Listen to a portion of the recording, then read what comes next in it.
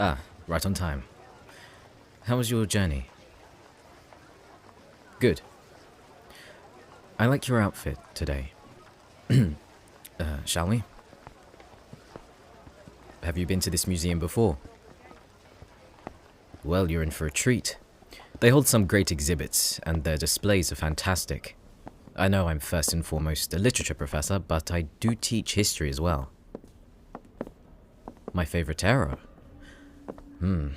That's like asking my favorite book.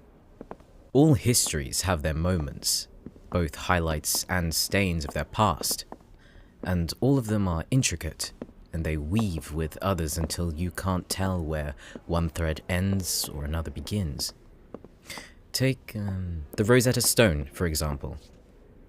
It was made more than 2,000 years ago with an inscription of a Ptolemaic decree written in 3 scripts: Egyptian hieroglyphs, Egyptian Demotic, and Ancient Greek. Translating the Greek text was paramount in decoding the Egyptian scripts. One culture's language unlocking another 2,000 years later. It's history that has survived, but can now also be understood. I don't know what it is about history that intrigues me. It might be that everything that has been is history. These displays are here for us to appreciate where they came from and to learn from people who existed a long time ago. But it also tells us that, as a people, we will forever need guidance. We will make mistakes, and in the future, people will look back on our past and be informed by it. It's a never-ending cycle that we will one day be a part of. That is life. And when it comes to literature, it's how we understand. Word of mouth was used long before, and stories were passed down through generations. But each time a story was told, it would change slightly. Give it a few hundred years, and the story might no longer be the same. With orthography, scripts, a story can be set in stone, so to speak. Many people take that for granted, I think. How many years of history would be lost without the writers to give it a physical form? Forgive me. I can ramble at times. There's nothing cute about it. I'd prefer to call it passion. That's why you also chose the course, was it not? What are your plans after you graduate? Don't feel ashamed by your uncertainty. I'd be surprised if you had a clear goal. Literature opens a lot of doors into different fields. Curation, translation, historian, journalism, editor. And those are just the ones off the top of my head. Me? I knew I wanted to learn it, but I never thought I'd teach it. Being a professor wasn't on the agenda. Believe it or not, I wanted to revive one of the dead languages. There are almost 600 that are extinct, possibly more that we don't know of. But when I was younger, I was ambitious.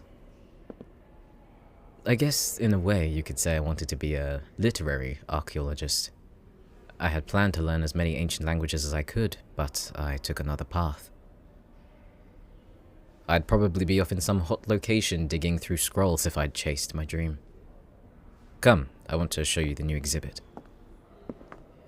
Yes, it seems like it is human nature to document history somehow, whether that be through pictures or a writing system. But then, what happens when you speculate the use of pictographs and ideograms? In a way, it is a type of literature, isn't it? Preservation of history that can be read. I'm not surprised by how popular this will be. It's a limited showing. No, I haven't seen it yet. I was, waiting for you.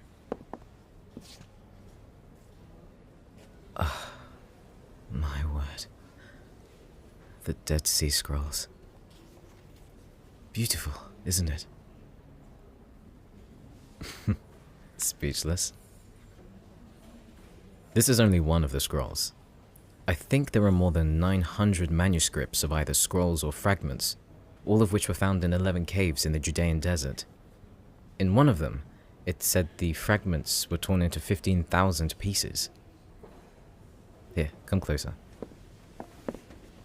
So, this larger scroll here is written on parchment. These smaller fragments here are made of papyrus, but this one here is copper. It's a strip because when the scroll was initially found, the metal was corroded, so in order for the text to be read, it needed to be cut into sections. It's quite something, isn't it? I'm not looking at you in any kind of way. I said, didn't I? I wanted to experience this with you. I know that you are someone who can appreciate literature like I do.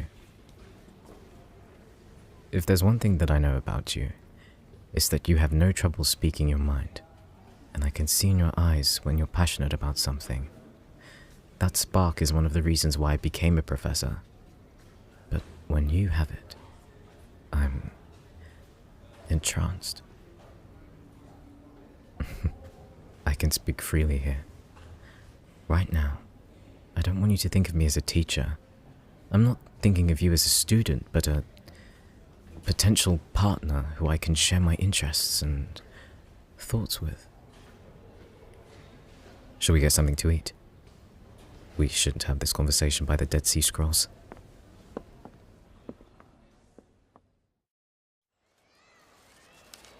Museum food is always expensive, but I can't complain. Being able to see the displays for free is good enough. Why you? That's a loaded question. On the surface, you're attractive, that's a given.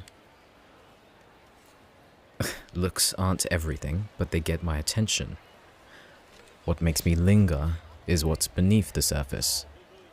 You're inquisitive, smart, cunning, but mindful. You're not afraid to ask questions or go after what you want. Beyond that, I believe you to be a remarkable person that I have grown to like more than I'd care to admit. I said, I'm not thinking of you as a student here. I'm not bound by my profession. Ask away. I'll answer truthfully as your date. I'm never one to think too deeply on locations. It's the events that we remember more than the setting. But with a museum, it's a public space with history and culture. It's possible that other students will see us, but what of it? It could be coincidence that we came here at the same time and decided to explore together. So, to put it plainly, I wanted to take you to a place where we didn't have to act or look over our shoulders. I wanted you to feel comfortable. I'm glad I chose correctly then. No, I feel like dinner is too much. This is hopefully the first of many dates, and I don't want to overwhelm you.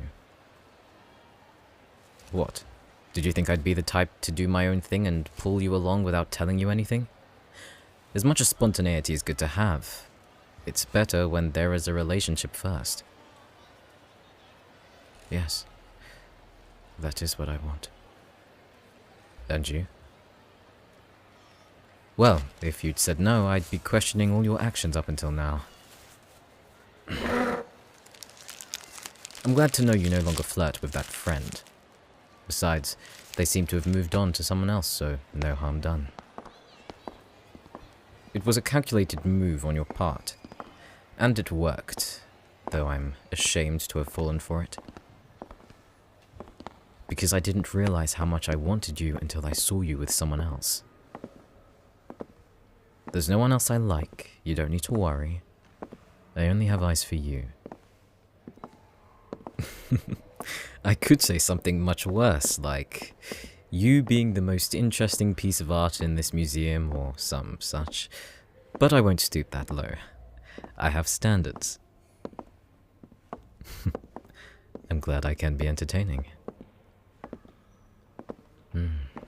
I do find archaeology interesting, but what interests me more is not the relics, but the writings. As a people, we desperately search for things we don't understand, and explore beyond what's known. We're naturally curious, but incredibly stupid. Well, humans are curious, yes, but when they don't understand the thing they were searching for, they fear and condemn it. All museums are proof of that. I don't want to sound like I'm giving a lecture, so I'll leave it there. What have you liked so far? It's hard not to be fascinated by ancient Egyptian artifacts. I'd like to go to Egypt one day and see the hieroglyphs in the tombs. They're pictures, yes, but within them are stories. There's a certain quote I always refer to. History becomes legend, legend becomes myth. And in those dead languages are tales of the past that have been forgotten. But all the present needs is a translator. Maybe one day I'll pursue that dream again. Of course I'll continue to teach you, but you're not the only reason. There are other students in your class, you know. Come here. At university, we can't be like this. We have to maintain an appropriate distance. Before, I didn't allow myself to hope for something else. I took what I could because I couldn't control my desire for you. But now there's potential. I don't want to risk losing it. So if you truly want us to be in a relationship, then I need you to behave, not just in your classes, but in your assignments as well.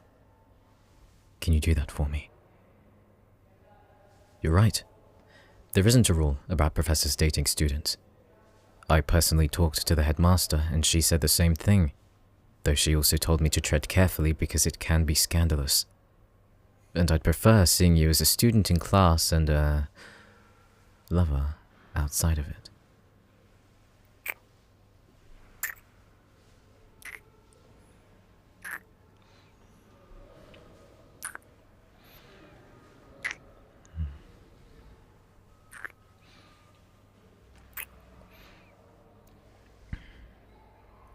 Will you do this for me? Thank you. Shall we continue?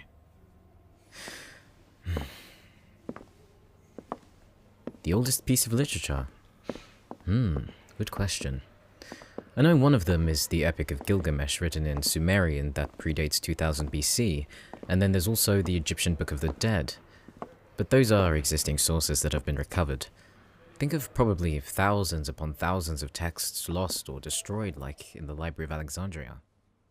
Even in perhaps